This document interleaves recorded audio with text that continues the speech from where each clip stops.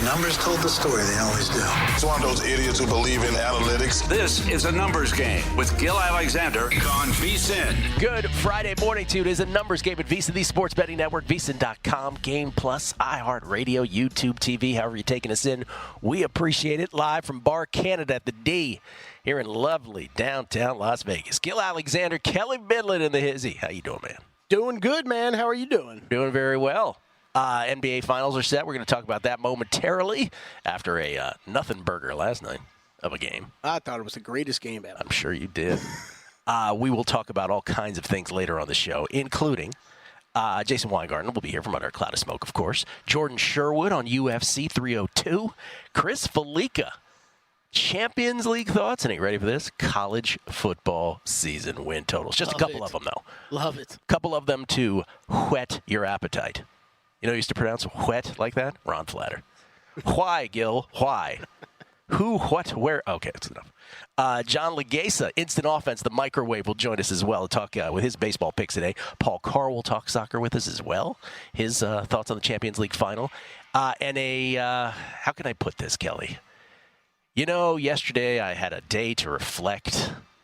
It's May 30th, 2024.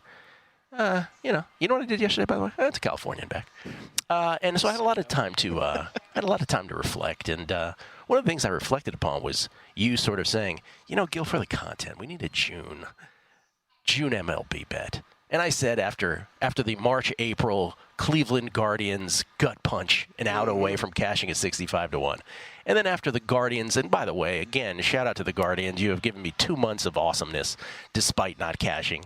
They come one game shy. This game today doesn't mean anything to them because they'll end up third, or at least they're in third right now. It's between, by the way, the Yankees and Phillies. We'll update all that later. I said to myself, maybe you should look over June's schedules in Major League Baseball. And so, by the way, here's your most wins by the end of May update. Yankees heading into tonight after their 5-run win over the Angels yesterday, 8-3. Yankees are 20-7, Phillies are 19-7, and there's our poor Guardians at 18-9. Right after that. Pour out a 40 for the Guards. And I feel bad for JVT, too, right? Didn't he? Oh, he had the Phillies, too. Phillies and Guardians. Well, is he at a dead heat or is he at Circa? I can't remember. I'm guessing Circa, but I don't know. Yeah. If he's at Circa, he's out. If he's at a dead heat shop, Phillies win, Yankees lose. Phillies and Yankees can tie. Yeah, good point. Yankees are at San Francisco. You know how Giants Magic go. Phillies hosting the Cardinals. So I looked over June's schedules, and, you know, at first they weren't at Circa, right? They were only at Caesars William Hill. And I was like, oh, well, okay. It's only a one shop, and it's a dead heat. I'm not sure how interested I am. Not that I wouldn't be interested necessarily in a dead heat, but sometimes I'm more interested in the Circa rules. And then I was like, oh, well, the Dodgers, they clearly should be the short shot. We'll get into all of it later. Anyway, I made a play, Kelley, and it's coming up. Like it. Hour number 2 on the show. Why hour number 2, you ask? Because I'd like to even bet more this morning. That's why hour number 2. So we'll get into all that, and we'll go through the whole handicapping process of that. First, the NBA last night. The Dallas Mavericks are taking on the Boston Celtics in the NBA Finals. That will begin on Thursday at the TD Garden in Boston. Remember, it's a 2-2-1-1-1. 1985 through 2014, they switched the NBA Finals to a 2-3-2 because in those days, 1985, it was so often the Celtics and Lakers that David Stern, the commissioner, was like, let's reduce travel by this point. Celtics, Lakers, coast to coast, let's go 2-3-2. Well, when Adam Silver took over 2014, he's like, yeah, not so much, 2-2-1-1-1, because we get more randos. And take, for instance, this one, Dallas-Boston. That ain't coast to coast. So we have 2-2-1-1-1 like the standard playoff series that exist pre-NBA Finals. And last night, in case you missed it, you didn't miss much. It was 18-18. Mavericks went on a 12-0 run to go up 30-18. At that point in the game already, 30-18, Luka had 20 points on 8 of 10 shooting, 4 for 5 from behind the arc. By the way, that was part of what ended up as a 17-1 run for the Mavs to conclude the first quarter. They were up 35-19, 16-point lead after the first quarter. Yeah, it was Luka 20, Minnesota 19 at the end of the first. That's right. Second quarter, more of the same. Second verse, same as the first, I believe someone once said. Mavs led by as many as 23 early, 46-23. They were doubling up the T-Wolves. They closed the half on an 11-2 run. They were up 29 at the half, 69-40. At that point, Luka had 25, Kyrie 19. Third quarter, they led by as many as 36, 82-46. Led by 24 at the end of the quarter, 97-93. They win at 124-103. The Timberwolves could never get it lower than 21 points. They couldn't. By the time it got into the second half, I mean, how many times have we talked about NBA games and you're like, all right, like, there's live betting opportunities, like it's a game of runs, like there's going to be. It was the first time in a while. I'm not saying I bet it this way or anything. First time in a while like that by halftime. I was like, this is over. This is over. I think didn't I send you a text? The competitive portion of tonight's festivities is over. Luka was on one. You watch that first quarter, man. Like, he hasn't shot the ball like that in months just because he's been dealing with the knee injury. But him leaning into shots, fading away, everything was going in. You could tell early it was going to be a long night. By the time we got into that third quarter, it was dead silent in the arena. You could hear everything. Luka's yelling at people on the sidelines. Some fan was getting into it with him, and classic Luka's yelling at everybody, yelling at the Wolves bench, yelling at a fan. Some fan had brought a handkerchief, I believe, is what got reported for his crying. Luka's crying. Good little bit until he starts draining every shot in the building at you. And so there you have it. Mavericks should go. By the way, you would like to say anything as we pour out a 40? Not a Cancun, 1, 2, 3 Cancun thing, but anything you want to say about the Timberwolves in closing? Let's all not overreact. I guess I would say that. And there's going to be a lot of. Where were we a series ago with this team after they just beat the Denver Nuggets, and now it feels like all this fallout is coming because of Karl Anthony Towns and Rudy Gobert and all this stuff, and this was still by far the best defensive team in the league next year. Let's all take a breath, and we can reapproach things in the offseason. Will Hill said this. He said, imagine telling the Timberwolves after they came back from 20 to beat the Nuggets in Game 7, hey, 11 days from now, you're going to be out of here. Yeah. What? What do you mean? We're awesome. Not so much. I don't know why. It feels like this year even more so than others, like the instant reaction we want to have to everything, right? Anthony Edwards is Michael Jordan. Like, they beat the Nuggets. It's, this morning, it's where does Luka Doncic fall in the greatest players of all time? Like, he's awesome, but can we let him win a championship first? Maybe? How about what I brought up? Thank God we're not going to have to re-adjudicate the Rudy Gobert trade. For God's sakes. Well, we're on to the Kyrie one now, right? I mean, you go on and win a championship, the Kyrie trade's going to look like one of the best trades ever. Well, also the narrative is going to be all week how Kyrie left the Celtics. That conflict. Oh, that and Porzingis. You got the Porzingis, Kyrie, absolutely. And it should be. So I've said this in different ways for the last couple weeks, but once the Nuggets got bounced, it was clear to me that I had no sense for these Western Conference playoffs. There's really no sense to have in the Eastern Conference. It was that straightforward. But I feel that way now after this series as well. And so here we are now, the Mavericks and the Celtics, and dare I say, I think I feel like I am part of the crowd of people, and by crowd I mean every human being I've talked to, with the exception of Drew Dinsick, likes the Mavericks here. That scares me a little bit because I do like the Mavericks at this price. Steve Fezzik, only back-to-back winner of the Hilton Super Contest on the football side, he sent me this text this morning, and I love this because, with Stevie, it's always advice and then calling out people, even if there's nothing to be called out. He says, Gilly, I bet Dallas 2-1 and plus 190. He gives himself a fine because he bet it before he said anything. He said, Circa still has plus 185. This is Dallas in the NBA Finals on the series price. He says, I strongly believe the market is going to back Dallas.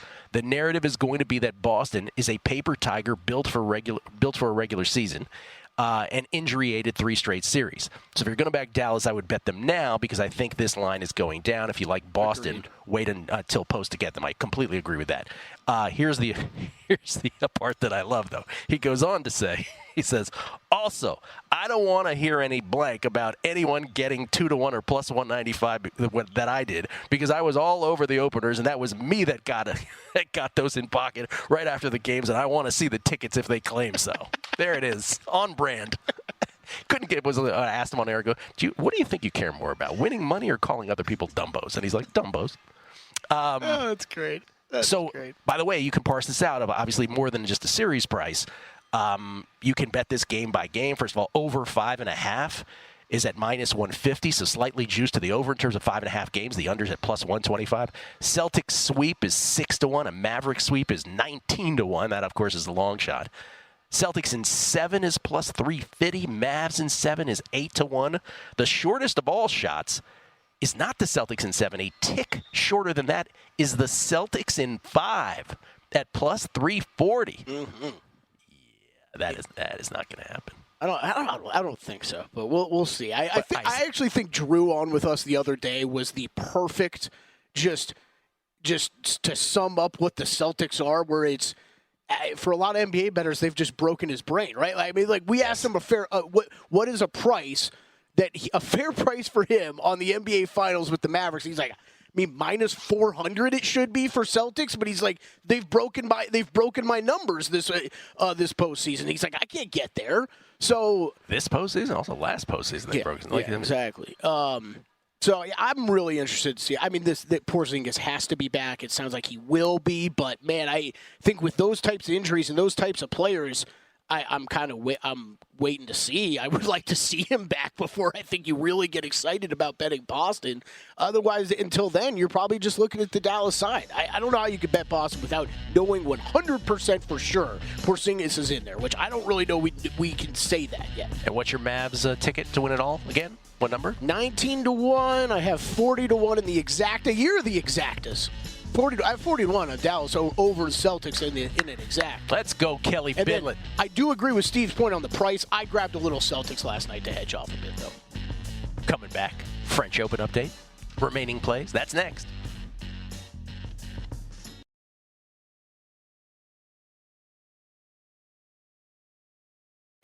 A numbers game on VSiN, the sports betting network. We are so close to crowning an NBA champ. The finals are here, and with the action heating up on the court, it's even hotter at DraftKings Sportsbook, an official sports betting partner of the NBA. New to DraftKings, listen up. New customers can get a no-sweat bet up to $1,500. Just deposit at least $5. You'll get a bonus bet back equal to your first bet if it doesn't hit. Download the DraftKings Sportsbook app now and use code VSiN. The crown is yours. Gill Alexander, it's Kelley Bydlon, live from Bar Canada at the D. One of my favorite things in the world, I was just saying off air, is to hear Kelley Bydlon and our next guest, Jordan Sherwood, talk about their old radio days in Palm Beach, Florida. Oh, they wax about it. They rhapsodize about it. It's a beautiful thing. Jordan comes to us courtesy of the progressive guest line, Jordan Sherwood, that is, to talk UFC 302. Good morning to you, sir. Always a pleasure, Gill. And yes, always a joy to talk West Palm Beach, Florida with one Kelley Bydlon. Going old school. Off air, not for on air content, off air content. The Real Housewives of West Palm Beach, these guys. It's phenomenal. Oh, man. Gil, we had, when were we talking about Hard Rock with Crack? Was that this week or last week? Last week, I think. One of the first times I ever hung out with Jordan, I was basically asked to show him a good time, because he was new in town. And we ended up at the Hard Rock way late. One of my favorite memories of Jordan Sherwood. You're like, this ain't Palm Beach anymore.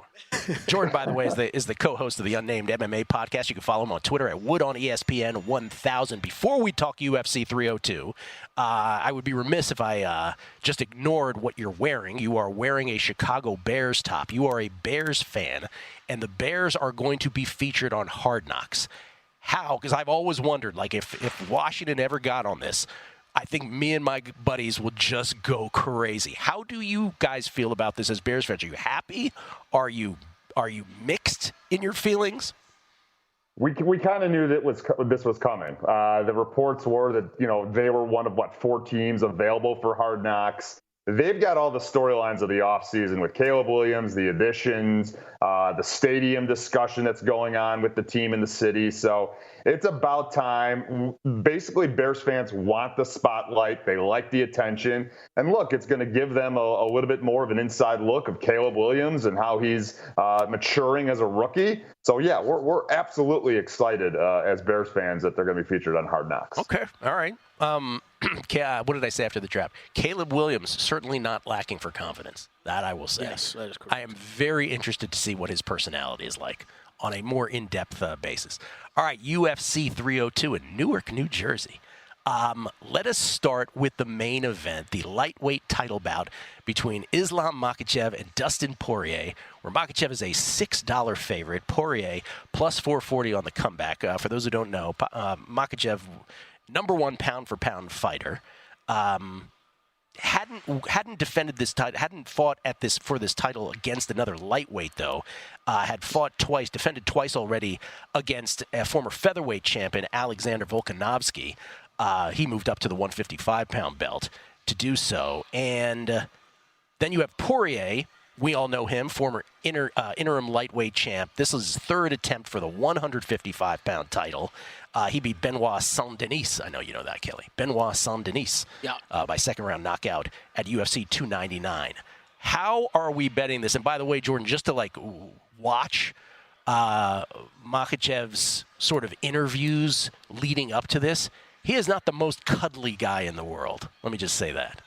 No, I mean, he's there to fight. He's there to fight and be a dominating champion. And look, I understand why the odds are in the place. Makhachev is, as you alluded to, Gill, number one in the pound-for-pound rankings as a fighter. And he can do it all. He's not just a grappler.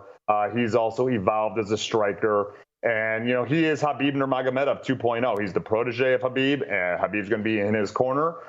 So there's a lot of familiarity. Nurmagomedov defeated Dustin Poirier a few years ago. And yes, you are right. This is Makhachev's technically first title defense against a lightweight. But Dustin Poirier, whether he hangs it up or not after this fight, is a future Hall of Famer. He's a great boxer, but he's struggled with guys that have a grappling attack. And that is what Islam Makhachev is going to feature, in this fight. And I'd love a storybook ending for Dustin Poirier to finally become the lightweight champion of the world. But I don't believe that that's going to be the case. But the dour price point at Makhachev you can't lay that. You can't lay $650 on Makhachev to win the fight, or maybe even get creative. So what I'm going to look at is actually what Makhachev typically does in fights: starts a little bit slow, gets a feel for his opponent, and then goes on the attack. And the last two times that Dustin Poirier has lost in a title fight via submission, it's been in the third round. So how about this to get creative? Makhachev to win in round number 3. Ooh. It's at plus, I think, 600 or 650 on most books. Wow. So, Dustin Poirier's a tough out, and I would love to see him win the championship, but I just can't see that happening. So Makhachev to win, likely inside the distance, but let's get really creative and say that he wins in round 3. However, I just want to throw out two things real quick, because this is a numbers game. Dustin Poirier is 7-0 in his MMA career in the month of June. And we'll get to him in the co-main event. The last 7 times that Paulo Costa has been featured, not in the main event, but in the co-main event or on a main card, the defending champion has lost in all 7 instances. If you believe in the numbers, Dustin Poirier is the new champion of the world on Saturday night. Is there anything meaningful to that June stat, honestly, Jordan? Not really. No. Okay. I mean, we can. Yeah. I mean, a fight's a fight. A matchup is a matchup. But look, if you like to play and you want a little bit more confidence back in Dustin Poirier, the dude is 7-0 in the month of June. You're absolutely right, though. Makhachev, that's exactly who he reminds you of, Nurmagomedov, not only in terms of his fighting, but just his attitude as well. And then they both go out and they take care of business. Daniel Cormier was talking to Makhachev, and he was like, any throwaway question he would ask, instead of rolling with the punch, he would challenge back. So he'd be like, this Poirier match is really gonna salt your status. He's like, why would you say that? It's just great. All right, co-main, Sean Strickland, Paulo Costa, with Strickland a big favorite here. Yeah, I mean, look, I think that this card is extremely chalky. I understand why Sean Strickland is as big of a favorite as he is. He's got great boxing. He's got outstanding cardio. He's going to be in the face of Paulo Costa from the onset. This is a 5-round fight, even though it's a co-main event and not for a championship. And he's the former champion. And questions have been always asked about Paulo Costa. Where's his head at? Is this guy motivated? This will be the first time he actually fights twice in a calendar year since he made his UFC debut, I think in 2017. So it's been a while since Paulo Costa has been consistent. But the game plan for Sean Strickland is to be in the face, use the jab, and outbox and outwork Paulo Costa. But here's the thing. The last 2 times that Sean Strickland has lost a fight, he's lost it against guys that carry power and can go hard for 5 rounds. Jared Cannonier comes to mind. Similar game plan, similar type of style, realistically, for Paulo Costa. So for me, I could understand backing Strickland, put him into a parlay. But I think actually there's some value on Paulo Costa to land more of the significant damage strikes throughout a 5-round fight and win this fight via decision at plus 850. It's a flyer. It's not a totally recommended confidence pick, but like Strickland in a kickboxing match, which he's going to do against Paulo Costa, has struggled against guys that are powerful punchers. So I like Paulo Costa. If he's right, his mind is right, he's set, and apparently he is because he's fighting consistently now. I think he could steal an upset here. This would be the one upset pick I look at in the main card. Jordan is not messing around. Makhachev round 3 plus 650. Costa via decision plus 850. Whew. All right, you got 2 more plays on the main card. We got 90 seconds. What do you got here? Yeah, I like the matchup on the main card opener, Randy Brown against Alicia Dos Santos. I think Randy Brown is going to utilize his athleticism, his reach, and just outwork Dos Santos, just avoid the phone booth fight. He's a $1.70 favorite on the money line, so I like him. And Kevin Holland returning to middleweight against Mikhail Ojacek. Ojacek has struggled at times with some takedowns. Jacek's going to have to work the body and look for a knockout. Holland's got a granite chin. And as long as he's just not having conversation with his opponent, because for some reason Kevin Holland likes to talk to his opponent and like really get into dialogue, concentrate on what you're doing, Kevin Holland. Get the takedown. And Ojacek has been submitted in 2 of his 3 current losses in his UFC career. Holland's got some good darce chokes, some good rear naked chokes. So I like Holland via submission to get some plus money on Kevin Holland to win the fight. All right. Did we go through all 4? Did we get them all in? Yes. I think so. We did. I think 3 so, dogs, yeah. 3 dogs and a favorite. That's another, like, don't these guys realize we're betting on them? Stop talking and fight. Come on. It's just before Kelley even got to that, I was going to say, Kelley, you love Jordan Spieth in golf so much. Kevin Holland is your new favorite UFC fighter. Shut up and fight. Come on. Shut up and fight. Stop talking. Jordan, appreciate it. Congratulations on the Bears on Hard Knocks, man. All right. Thanks, fellas. Always a pleasure. Jordan Sherwood, everybody, talking UFC 302. Again, you can follow Jordan on Twitter at Wood on ESPN 1000, co-host of the Unnamed MMA podcast. Still to come, MLB Most Wins June. We will get to that in hour number 2. But next, Chris Fallica. People call him the Bear. He's going to not only talk Champions League with us, but he's also got a couple college football season win totals. That's next. Numbers Game, VSiN, the Sports Betting Network.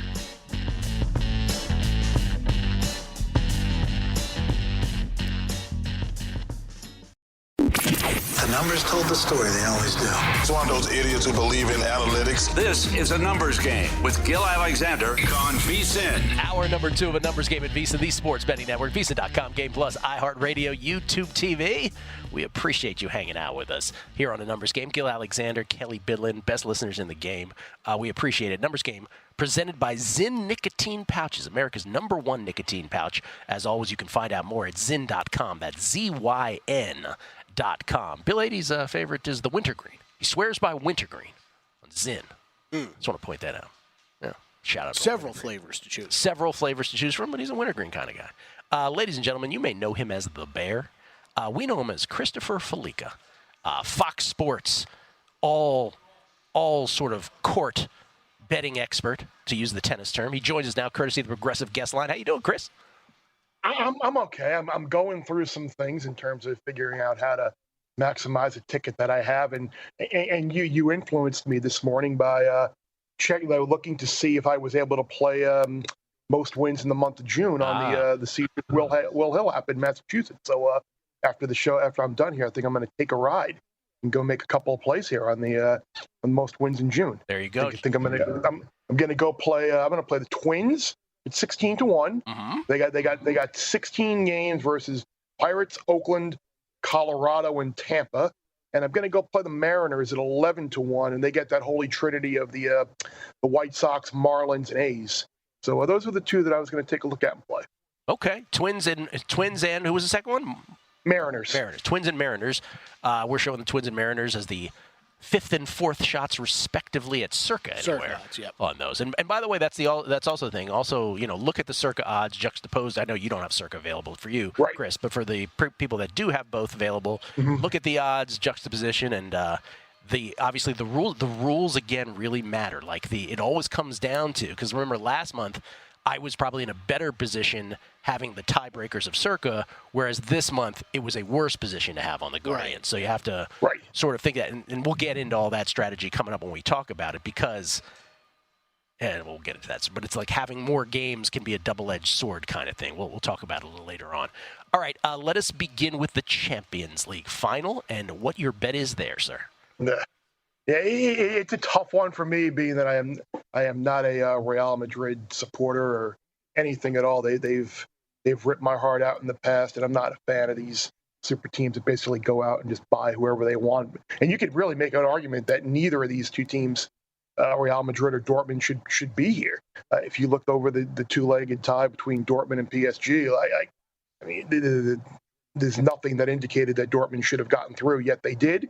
And Bayern Munich had an absolute collapse in Madrid in that second leg that allowed Madrid to get here. But these two teams are here. They will be playing for the championship tomorrow. And everyone who knows me knows that there isn't a bet I like more than a high-stakes soccer match under. I put under 2.5. In the last 5 Champions League finals, there have been a total of 6 goals. The last 4 had been 1-0, and the one before that was 2-0. So these are matches with so much at stake. Teams do not want to allow to have a big mistake in this game to allow an easy opportunity. So under 2.5 was play number 1, and then I also played Vini Jr. Anytime goal scorer at plus 130. I think this has a 1-0, 2-0 Real Madrid type win. Vini Jr. has gotten most of the big goals for Real Madrid this year. He scored in the Champions League Final against Liverpool a couple of years ago. Fantastic player that I don't think he gets the recognition worldwide as one of the elite players in the world that he should. So it feels like a 1-0, 2-0 Real Madrid win with Vini Jr. at least getting 1 goal. Okay, let us shift to college football. Never too early to talk college football. No. Before we get to your season win totals, refresh folks' memory, because I know you had a really definitive opinion on this before most did it, at least in my sphere anecdotally. The playoff. We are now moving into a whole different realm of college football. Was this generally something that you're happy about, or generally something that you're actually sad to see the old days go? I'm kind of sad about it. Look, I don't want to say I'm sad about it, because more college football games are never really a bad thing as someone who loves the sport. But at the same time, you're really not increasing the number of teams that are going to win that can win the national championship. So I'm not necessarily in love with it. I still think if you look at this year, it's hard for me to make a case between anyone other than Georgia, Ohio State. If you want to maybe throw Oregon in there as a team that could win, but that's really about it. So I'm not necessarily a fan of the expansion. I think it should have been hard to get in. I think the discussions and the debate about who's 4, who's 5, I think they were great for the sport. And now you're looking at games and rivalries like the Ohio State-Michigan game likely is not going to mean anything ever again in terms of but both teams are going to be in the playoffs, or the playoff, I should say. But that's why that game mattered so much last year with Ohio State and Michigan. Like, the stakes of these regular season games are nowhere near as great as they once were because of the expansion now. But this is what we have, and I understand why ESPN paid what they did for it, and people are going to watch, and I'm going to watch, and you're going to watch, and we're going to bet on it. Yep. And we're going to yell and scream about it. So it is what it is. Bring back the BCS. That's what I say. Let's roll it back. Bring back the BCS and the computers. There are people that are calling for that, Kelley. All right, you got one over, you got one under. Let's start with the over. Yeah, I played Syracuse over 6.5. And I know people are probably like, what the hell are you playing? Syracuse over 6.5? I mean, it's a team that won 6 games last year. They bring in Fran Brown, who is a really, really good recruiter. A lot of ties to the South. He brought in a couple of transfers from Georgia at wide receiver. You brought in Kyle McCord, quarterback at Ohio State last year. Now, maybe he didn't pan out at Ohio State, but it's still a massive upgrade for Syracuse at the quarterback position. The schedule should allow them potentially to be 4-0, 5-0 maybe to start. This is the ACC. We're not talking about a powerhouse type league here. So they got some other winnable games later in the year. I think Syracuse could be a sneaky good team this year, and certainly press for bowl eligibility. Certainly, I think they get to 6, and I think there's an excellent chance that they get to 7. Yeah, and I'm just, I know it's May, and we're looking over a schedule, and we're doing the whole, this game they should win, this game they should lose kind of thing. Mm-hmm. Hardest game on there is probably at NC State. It doesn't look like that hard of a schedule, quite frankly. No, it doesn't. And that's what the ACC is, just kind of a mishmash, conglomeration of a lot of, just averageness, lack of a better word. Okay, and you have an under on UCLA.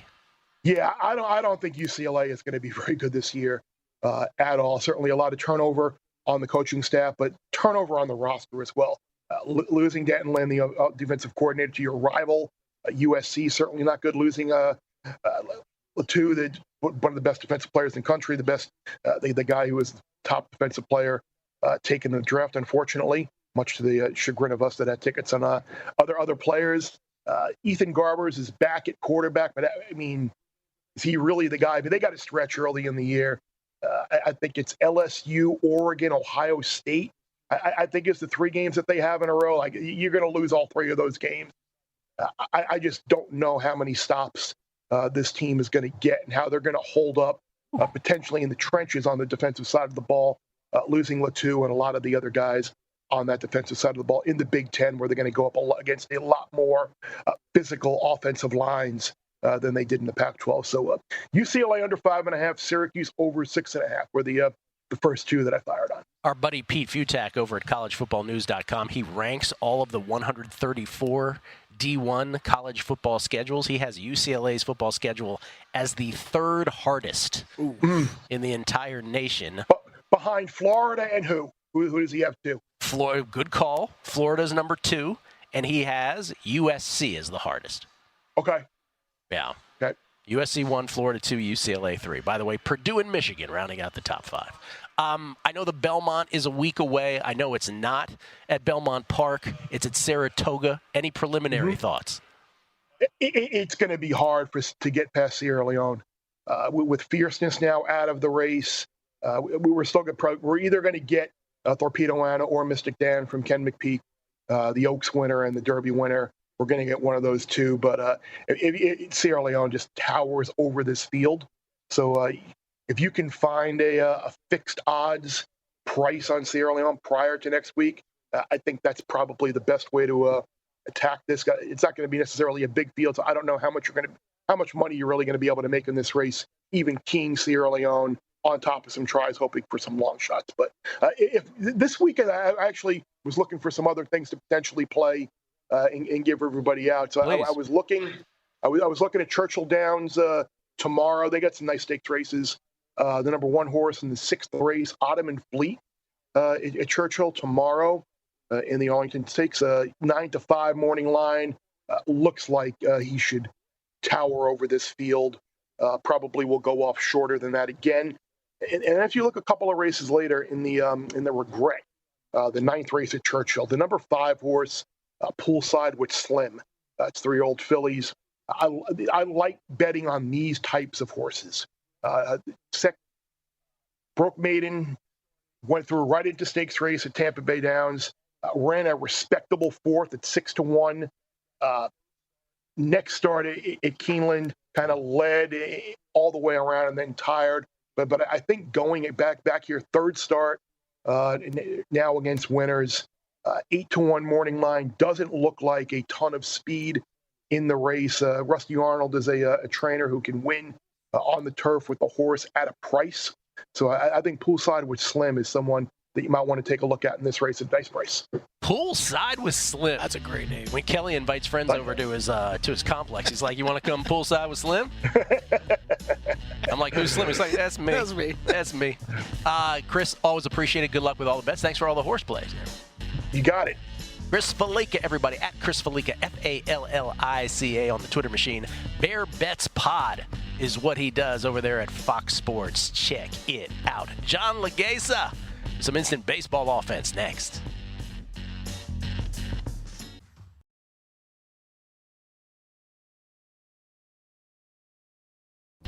A numbers game on VSiN, the sports betting network. For a limited time only, we're slashing the price of our annual subscription. Normally $240. You can now secure your subscription for just $199. But here's the dealio. Today is the final day. We'll throw in an extra 2 months for free. That's 14 months of VSiN Pro access for less than 50 cents a day when you use promo code ANG. And with VSiN Pro, you'll get immediate access to our daily best bets, complete with a leaderboard showcasing the hottest VSiN experts, betting splits that reveal where the money and bets are trending for every game, exclusive betting systems, premium analysis, and 24/7 video content. Remember, today's the final day of this 14-month offer, so visit VSiN.com/subscribe now to grab your 14 months of VSiN Pro for just $199 with promo code ANG. ANG like a numbers game, folks. ANG. Get it now. ANG. That's VSIN.com/subscribe. Gill Alexander. I was inarticulate before the end of the break when I was trying to say about, because Jason had brought up Rookie of the Year, and if your innings are limited, as rookies are, don't bet him Rookie of the Year. And I was making the point earlier that Tanner Houck, you shouldn't bet him for Cy Young because I think his innings in his third or fourth year are going to be limited. So it's like, anyway, I was inarticulate about that. I just want to Gotcha. I got you. Correction.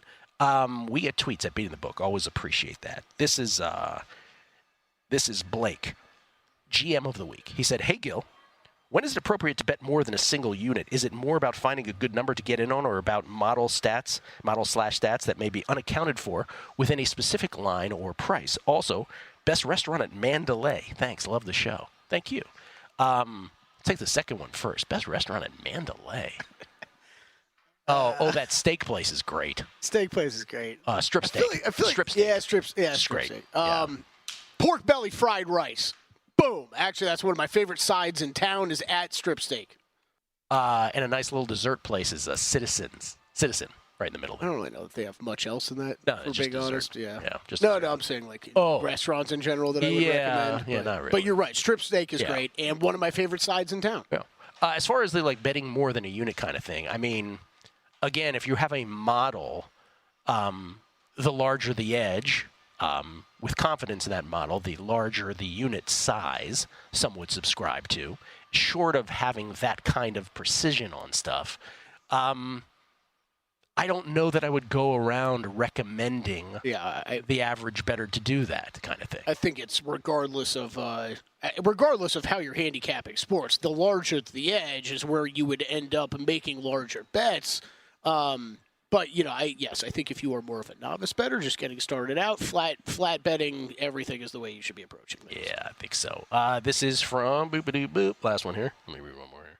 This is from Joe C714. Will always have a place in my heart. He said, "Does Gill still have the autographed Iga Swiatek ball by his TV that I gave him? I can claim the best gift given by a loyal listener, according to Gill. Please DM me the sushi spot." I will. When you're coming here, I will DM you the sushi spot, my man. Appreciate that. Okay. College World Series plays real quick. Can we get these out of the way before we get to Paul? Yeah, let's do it. Yep. These are what we have at College World Series. The regionals begin today. College baseball, baby. Thanks to Matt Grissom. Thanks to Ben Wilson. Thanks to everybody who has talked college baseball with us this year. Ole Miss 100-1 a couple years back. More people bet college baseball now than Major League Baseball? It's an interesting question. Certainly around our little corner of the on, world. on our network, not, they might be not talking generally, about it as they much. don't. But in our little corner of the world. By the way, I like to think that we have a little something to do with that over here on ANG. To win the College World Series, I have 3 bets. 2 of them completely inspired by Matt Grissom, and those are the first 2 there. Wake Forest at 20-1 and Georgia at 25-1. Those are simply based on the collegebaseballinsiders.com rankings that he had at the time that he was on the show here a couple weeks ago. He had Georgia as the number 2 team in the country when he did. And then Georgia, by the way, right after he was on, had a bad stretch. But I got Wake Forest 20-1. I got Georgia 25-1. And I have your FSU Seminoles at 35-1 behind their ace, Jamie Orr. Let's go Noles. Let's go Noles. I'm on them as well to win the College World Series and the regional this weekend. And Oklahoma State is my other one. Okay, there you go. Paul Carr joins us from all parts of America. Typically it's Topeka, Kansas, but he can be found in so many locations because he's a renaissance man when it comes to sports. Paul joins us courtesy of the Progressive Guest Line. Paul, where are you today? Gill, I'm talking to you live from Commerce City, Colorado, and Dick's Sporting Goods Park, which is where the U.S. women will play South Korea in a soccer friendly tomorrow. Oh, we knew that. Of course. I know. Dick's Sporting Goods Park in Commerce City, Colorado. Stop making up cities. Yeah.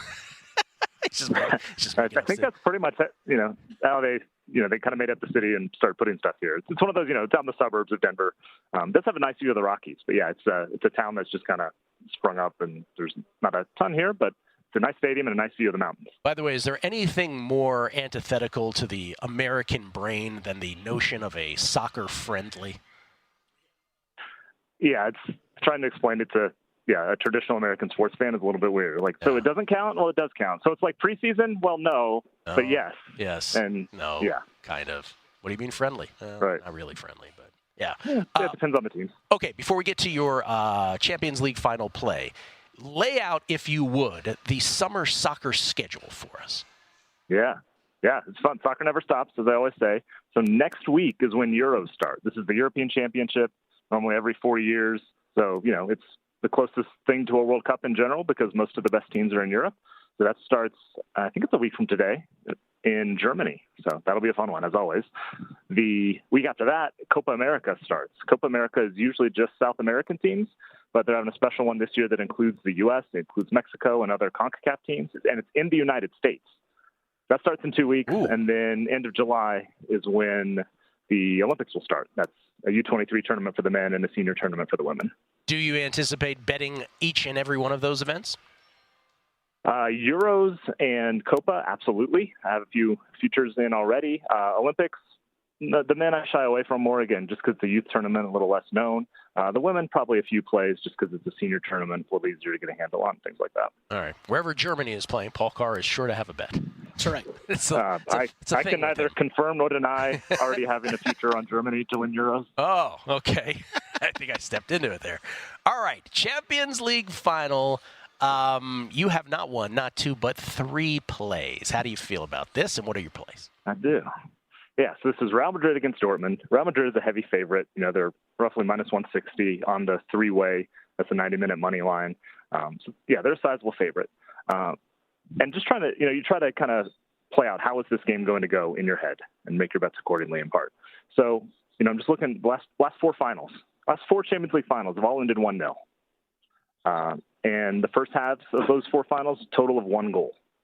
So, and then Dortmund has a reputation as a little bit of a higher scoring team because their defense isn't great, and Real Madrid has as much offensive talent as anybody. So it's a little, dangerous in my head at least to do this, but I think this will be a low scoring game, especially early on. Dortmund has tended to be more defensive and a little better defensively when they're outclassed, like they were against PSG earlier in the knockout stage. So I'll start. My first play is no goals in the first half, plus 245. Just because, again, Dortmund, I think, will come out defensive. Madrid is not a team like maybe a Man City that just presses, and tries to score. They're just much more comfortable, without the ball or sitting back and just kind of being patient. So I think I'll start right there. No goals first half, plus 245 is my first play there. Wow, okay. First half, under a half a goal. You might see that listed that way as well, plus 245. Yep. All right, and then and under for the whole game as well? Yep. Yeah. So we'll carry this over to the whole game. Again, last four finals all ended 1-0. 4 of Dortmund's 6 knockout games have had 2 or fewer goals. So again, they try to keep it tight, steal a goal type of thing. And even Real Madrid's knockout games, half of them had 2 or fewer goals, and 2 others probably should have. There was a silly 3-3 game against Man City where there was like 1.5 expected goals total, and there was a 2-2 game against Bayern that had 2 penalties. So under 2.5, you get plus money. I have it at plus 120. So under 2.5 goals. And I'll say what I always say. This is a 90-minute bet. So if this goes to extra time, say at 1-1, and someone wins an extra time, you're still winning this under 2.5 bet because by default, at least, you're making 90-minute bets. Okay, because you have a future here on play too, right? Yeah, I have a Real Madrid. This was kind of a brain dead type of play I made in January or February where it's like, hey, I'm just going to throw something on Real Madrid because they always seem to win Champions League. So I have a plus 550 that's in action. So I'm kind of semi-hedging this a little bit. You're threading the needle here, right? Yeah. A little bit, yeah. I mean, I got a chance to win both of these, but I like the Dortmund double chance at plus 130. Again, I think Dortmund's going to try and keep it tight. Could very easily see this being 1-1 at the end of 90 minutes, which, again, cashes the bet. Yep. Even if Real Madrid goes on to win in extra time or whoever wins the penalties, doesn't matter. Okay. So, yeah, I have Dortmund double chance, plus 130. So if it goes, 1-1 to extra time, Madrid wins, then I'm cashing everything. Okay, so under a half goal first half, plus 245. Under 2.5 goals for the game, plus 120. We got 30 seconds for your final bet. That is?